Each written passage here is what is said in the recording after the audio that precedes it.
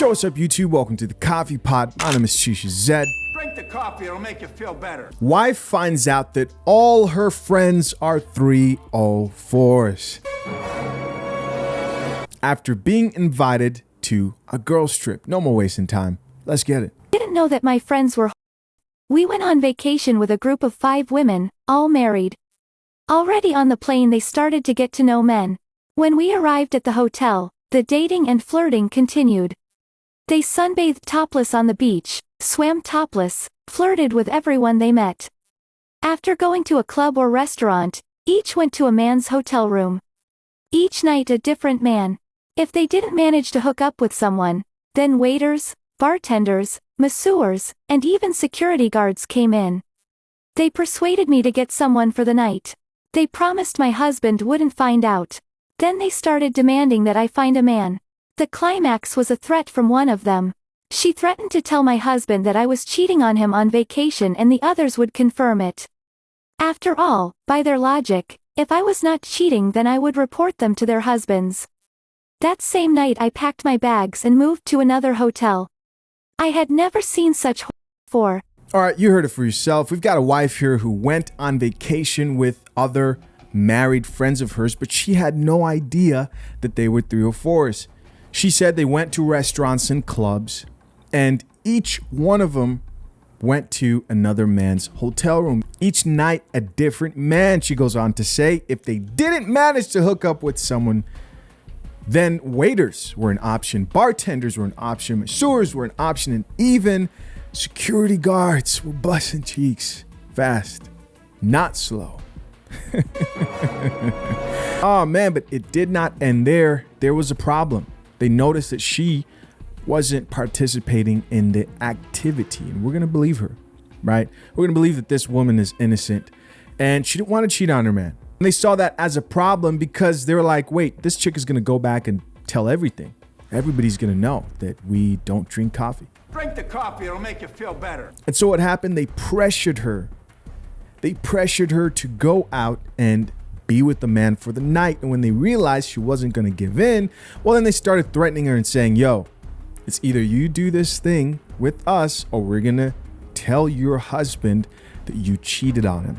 I bet you he'll believe us over you. But she says, I had never seen such 304 activity before in my life. But the saddest thing about this whole thing is we don't know how it ended. How did this faithful wife get out of this situation? We'll never know.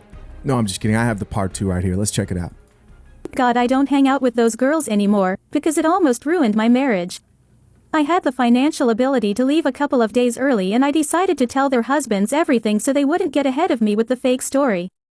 To my surprise, they believed me at first, but my husband began to doubt that I was the only one left so true and faithful and thought I just wanted to save myself that way. For a long time I had to prove myself right, until it turned out that one of my friends had brought a sexually transmitted infection as a souvenir, and the other, after some time, after all, decided to tie her fate with one of the one-night stand guys. Damn.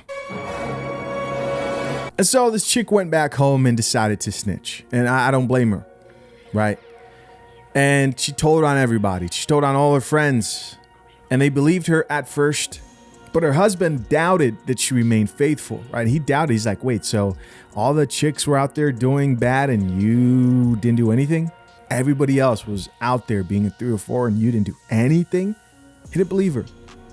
And guys, the fact that he didn't believe her lets me know that he is aware to a certain extent about, of female nature, which is probably the reason why he had a better hold on his woman than all the other guys who were probably like, enjoy yourself, honey, and they let their chicks go. But the straw that broke the back's camel looks like was the disease that one of the girls brought back to one of her men. Disgusting. And one of the women fell in love with one of the guys that she went on vacation to see, right? Very typical. Hopefully, this woman lived happily ever after with her man, and he rewarded her for her loyalty.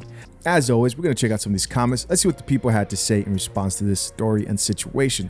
First comment reads, from this, it sounds like good women are the exception, not the norm. That's very true. That's very true.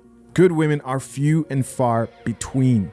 If you ask a woman, she'll tell you that most women are good women, right? Another gentleman here added and said, if your wife wants to go on vacation without you, it is over. Next comment reads, to be honest, the topless part isn't bad, but they cheated and think it's okay. Yeah, the topless part is bad, bro. Anything that leads to more attention, sexual attention, is an indicator of, is an invitation, to other men, right? No woman should be topless out anywhere if she has a man.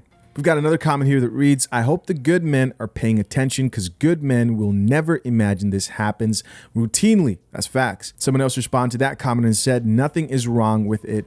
It's just fun. Oh my gosh. And he responded to him and said, yes, for women it's fun. That's okay. However, men, it's disgusting and must be aware. It's like hunting is fun for lions, but not so much for zebras. She responded and said, now the shoe is on the other foot. You don't like it. For generations, this has been done to women. Now we are catching up and y'all hate it. Yeah, this idea that you women are going to do the same thing that men have done for ages and you're going to basically just come out unscathed, you end up in a worse situation, right? Women go to vacation and think they could just be 3 or 4s and what? End up falling in love. Next comment reads, where was this asking for a friend? And finally, our last comment says, she saw the signs beforehand and chose to ignore, but good for her for not falling into the trap. As always, curious to know what you guys think. Leave your comments down below. Appreciate you for checking out another episode of The Coffee Pod. Till next time, I'm out. Peace.